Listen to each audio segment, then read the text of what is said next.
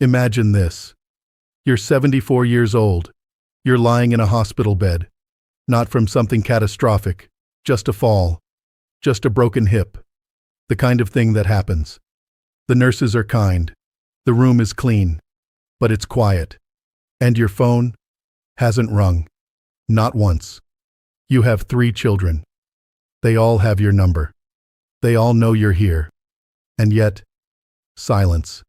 Now, maybe you're watching this and thinking, that would never be me. I hope you're right. But in over 40 years of sitting across from elderly men and women in my psychology practice, I have heard this story more times than I can count. Different names, different cities, different families, same heartbreak. I gave them everything. Why aren't they here? Today, I want to give you something that most people won't tell you, because it's uncomfortable, and because it requires us to look honestly at ourselves and our families. I'm going to walk you through the 4 types of adult children who are most likely to pull away as you age, and more importantly, what you can still do about it. Because it is not too late, but the window is not unlimited either. So stay with me. Before we begin, I need to establish something important. This video is not about blame. It is not an invitation to call your children and read them a list of their failures. It is not about deciding that you were a bad parent or that your children are bad people. What it is about is patterns. In psychology, we understand that most relationship breakdowns are not the result of one bad decision. They are the result of patterns, small dynamics, repeated over years and decades, that quietly shape the way 2 people relate to each other. The adult child who doesn't come to visit at Christmas didn't just decide one day to abandon you. The child who always seems too busy to call didn't wake up one morning and choose distance. These behaviors grew, slowly, often invisibly, often with roots that go all the way back to childhood. And here's what I've learned. Once you can see the pattern, clearly, without defensiveness, you can begin to work with it. So let's look at these 4 types, honestly, and with compassion, for your children and for yourself. You probably know this child. They're not cruel. They're not cold. Not exactly. They remember your birthday. They might even call somewhat regularly. But when they do call, the conversations feel thin, rushed, like they're checking a box. When they visit, they're physically present, but mentally somewhere else. They sit at your kitchen table, but their eyes drift to their phone. They answer your questions, but they rarely ask any of their own. And when you're going through something hard, a health scare, a difficult diagnosis, grief, they show up maybe, but they don't show up. Do you know what I mean? There's an invisible wall, and no matter how many times you try to push through it, it holds. This is the emotionally unavailable child. Why does this happen?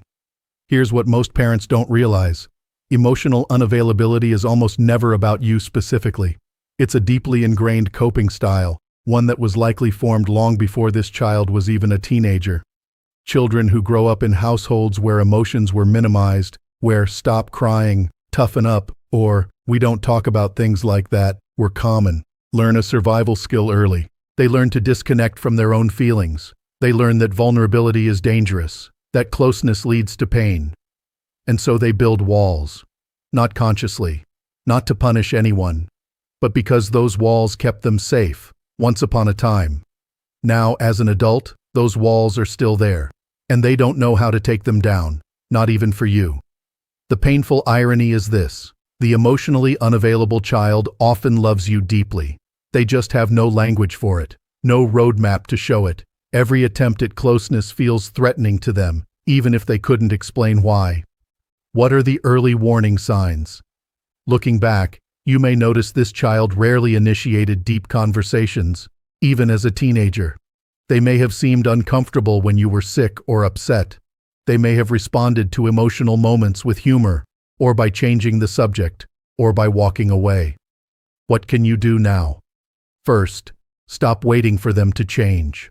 The pattern is too old and too embedded to reverse itself without active effort, but you can change your approach. Instead of calling them and saying, "You never come see me anymore," which will trigger defensiveness and guilt and more distance, try something gentler. "I miss you. I know life gets busy. Is there a day in the next few weeks where we could have a real conversation, even just 30 minutes?" Create low-pressure entry points. A standing Sunday evening phone call. A short text exchange about something you both enjoy. A meal with no agenda except to be together. You are not going to unlock this child with a single heart-to-heart. But you can create a consistent, steady thread, and over time, threads become ropes. Don't demand the wall to fall, just keep showing up at the door. This one is harder to talk about, because it asks us to look at something we did with the best intentions in the world. Tell me if this sounds familiar. There was one child, maybe your firstborn, maybe your youngest, maybe just the one who seemed to need more, and you gave them everything. More time, more patience, more money. You advocated for them fiercely. You solved their problems. You stepped in when things got hard. You made sure life was a little easier for them than it was for you. You loved them with everything you had. And now when you need something, they're nowhere to be found. Unless, of course, they need money, or a favor, or someone to vent to. Then they appear. But when it comes to actually showing up for you, consistent visits, regular check-ins, genuine care, somehow, it never quite happens. And you're left confused, maybe hurt, maybe a little angry. After everything I've done for that child, this is the golden child pattern, and it is heartbreakingly common. Why does this happen? The research here is clear and, frankly, a little brutal. When we overgive to a child, when we rescue them from consequences, when we place their needs consistently above our own, when we never allow them to experience the discomfort of earning love and connection, we accidentally teach them something we never intended. We teach them that love flows in one direction, that relationships are about getting, that you, the parent, are a resource, not a relationship. This isn't cruelty on their part, it's conditioning. Deep, well-established conditioning that began in childhood and was never interrupted. The child who was spoiled, and I use that word gently, not judgmentally, never developed the emotional muscle of reciprocity. They don't think to ask, "What does my parent need?" because they were never asked to think that way. And here is the truth that took me years to say to parents without flinching. The child you sacrifice the most for is often the least equipped to care for you. Not because they're a bad person, but because you inadvertently prevented them from becoming a giving one. What can you do now? It is genuinely too late to go back and undo the dynamic, but it is not too late to name it and reset it. This requires courage. It requires a conversation that isn't accusatory but is honest. I've been thinking about how our relationship has worked over the years. I've given a lot, and I gave it gladly. But I'm getting older, and I need things to look different now. I need you to show up for me in some specific ways. Can we talk about what that looks like? Be concrete.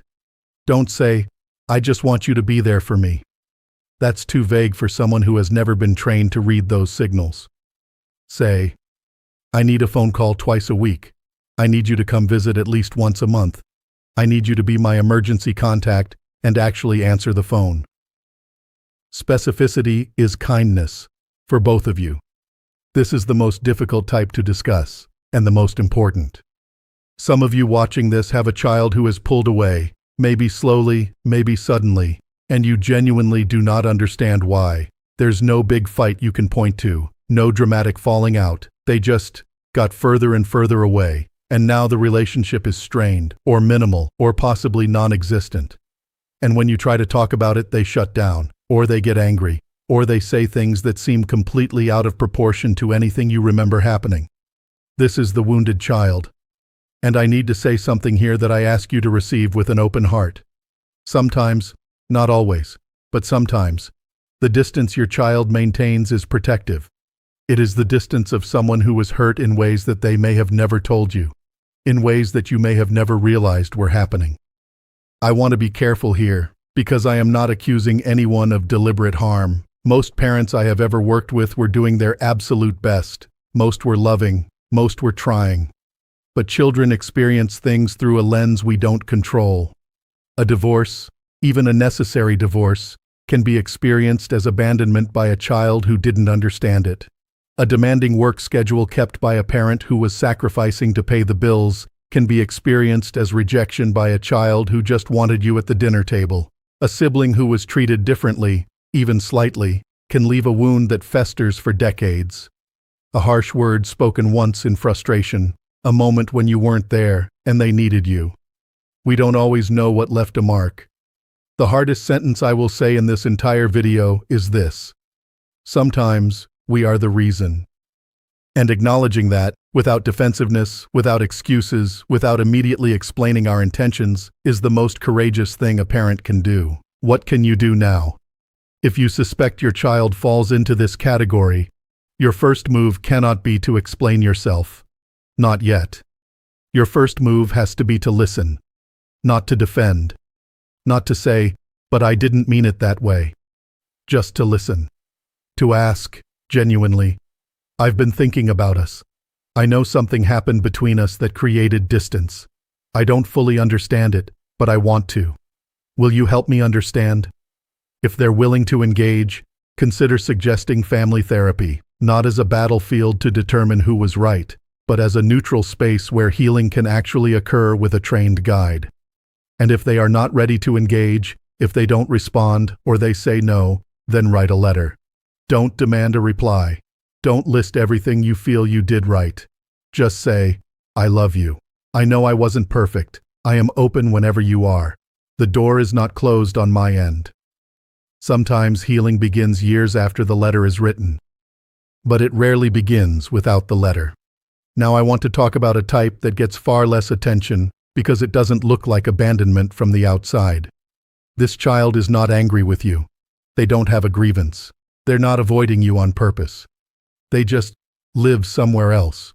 They built a life that looks very different from yours. Different city, different state, maybe even different country, different social circle, different values, different priorities. They come home for the holidays, sometimes. They call, occasionally. When you're together, it's warm enough. But the time in between grows longer, the calls get shorter. And one day, you realize with a start that you don't actually know this person anymore. Not really. Not the way you did. This is the drifted child. And their distance is not malicious. It is gradual. It is cultural. And in America especially, it is increasingly normal. We live in a society that applauds independence. We raise our children to leave, to explore, to build their own lives far from home. And they do, beautifully, successfully. But that same independence, over time, can quietly erode the closeness that sustains a relationship through old age. What makes this type particularly dangerous is precisely that it doesn't look like a problem until it is one. There's no conflict to resolve, no wound to heal, just a slow, painless drift, like a boat that wasn't tied to the dock. And one day the storm comes, an illness, a fall, a diagnosis. And you look up and realize the boat is very, very far from shore. What can you do now? This is actually the most actionable of all four types, because there is no damage to repair, only distance to close. But you have to be the one to close it. Don't wait for them to come back to you. Go toward them. Visit them in their city. Take an interest in their world, their friends, their work, their neighborhood. Watch the show they love. Learn what matters to them now, even if it's different from what you hoped. Create shared experiences that can happen across distance, a standing Sunday video call, a book you read together, a shared playlist, a recipe you both make on the same night. And be honest, not in a guilt-inducing way, but in a loving, clear way. I love your life. I love who you've become. And I also want us to be close as I get older. I want to figure out together what that looks like. Relationships don't drift back together on their own, but they absolutely can be pulled back, with intention, consistency, and love. Now let's step back for a moment. Because you've just heard about four very different types of children, and they may seem like completely separate problems, but there is one thread that runs through all of them. Every single one of these patterns was established long before you reached old age. Long before you were sitting in a hospital room, or making out a will, or wondering who would take you to your doctor's appointments. The emotionally unavailable child learned to shut down decades ago. The golden child learned entitlement in childhood. The wounded child has been carrying their pain quietly for years, maybe for their entire adult life, The drifted child has been slowly moving farther away, year by year, without either of you fully noticing. None of these were created by a single moment, and none of them will be fixed by a single conversation. But here is what I want you to hold on to. You are not powerless. Even at 65, even at 75, even at 82 years old, with a health situation that isn't ideal and a family that isn't what you imagined, you are not without influence. You are not without options. The patterns can shift, the relationships can change, not always into what you dreamed of, but into something real, something present, something that sustains you. I have watched it happen, I have helped it happen, and I am telling you it is possible. But it requires you to see clearly, and then to act. Regardless of which type, or types, you recognized in your own family, there are 3 things I want you to leave this video ready to do. Number 1. Stop waiting. Start initiating. I know it feels like it should go the other way. You're the parent. You gave your whole life to this family. The least they could do is reach out first. I understand that feeling completely, and it's not wrong to feel it. But I want to offer you this reframe. Waiting is costing you time. And time, at this stage of life, is the one currency you cannot earn back. Every week you spend waiting for your child to call first is a week the distance grows. Every holiday you spend in quiet resentment is a holiday that didn't have to be that way. The strongest, most psychologically healthy older adults I have worked with over 40 years share one quality. They act first. They don't wait to be loved. They move toward the people they want in their lives. It is not weakness to initiate. It is wisdom. Number 2. Have the honest conversation before you need it. Not when you're in the hospital, not in the middle of a crisis, not when emotions are running hot and fear is clouding everyone's judgment. Now, while things are relatively calm, while everyone has the bandwidth to actually hear each other. This conversation doesn't have to be dramatic. It doesn't have to be a family summit. It can be as simple as saying, over dinner or over the phone, I want to talk about something. Not because anything is wrong, but because I love you, and I want to be thoughtful about what our relationship looks like as I get older. Can we talk about that? That one sentence opens a door that most families never open until it's almost too late. Don't be most families. Number 3. Build your village. Do not put all your hope in one person. This may be the most practical advice I can offer you today. The healthiest, most resilient older adults I have ever known. The ones who age with dignity and warmth and genuine support. They have communities. They have friends. They have faith groups. They have neighbors who look in on them. They have purpose outside their family. They love their children, but they do not need their children to be their entire world. This is not pessimism, it is wisdom. Build relationships now, with peers, with community, with the world around you, so that your sense of safety and belonging is not resting entirely on the shoulders of 1 or 2 adult children who have their own complicated lives. You deserve a rich, supported life. But that life is built. It does not simply arrive. I want to come back to the woman I mentioned at the beginning. 74 years old, hospital bed, phone that hadn't rung. I didn't make that story up. I sat with that woman. I know her name, and I know what happened next. She lay there for 2 days, telling herself she wouldn't call. They should come to me. That was what she kept saying. They should come to me. And on the 3rd day, she picked up the phone. She called her son, the one she had the hardest relationship with, the one with the invisible wall. She didn't lecture him. She didn't tell him he was failing her. She said, I miss you. I'm scared. I just need to hear your voice. He came. The next morning, he sat in that chair beside her bed, and he didn't say much because he still didn't have the words, but he came, and he held her hand. And that was the beginning of something, not perfect, not healed overnight, but beginning. She told me later, I wasted 2 days being right. I'm glad I stopped. I've thought about that sentence many, many times since. There is no trophy for being the parent who was right.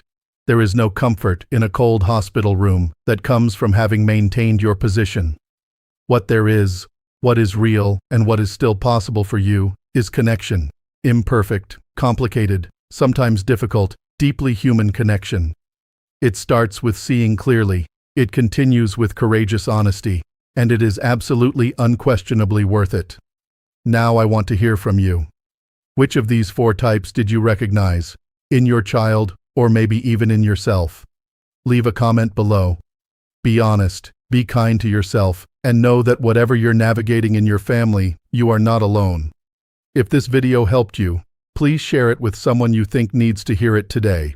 And if you haven't yet, hit subscribe, because every week, right here on Strong Elderly Life, we talk about the things that actually matter, your relationships, your mental strength, and living fully in this season of life.